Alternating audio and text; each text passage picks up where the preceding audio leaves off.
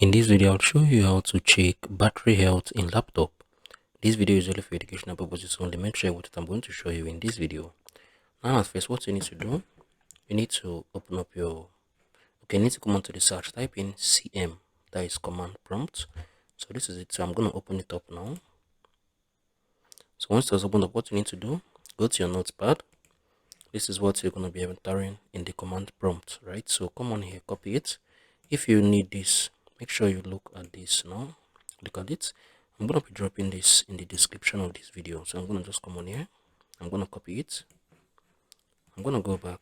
I'm going to come on here. What I need to do now, Control V. I'm going to post it. I'm going to click on enter. So I'm going to wait for it. Okay, yeah, so this has just gone through. What you need to do now, go to your library, click on local disk, wait for it to open up. You're going to be able to see battery report. So click on it. You can see everything is going to come out now. If you found this video helpful, share your thoughts below in the comment section. Thank you all for watching.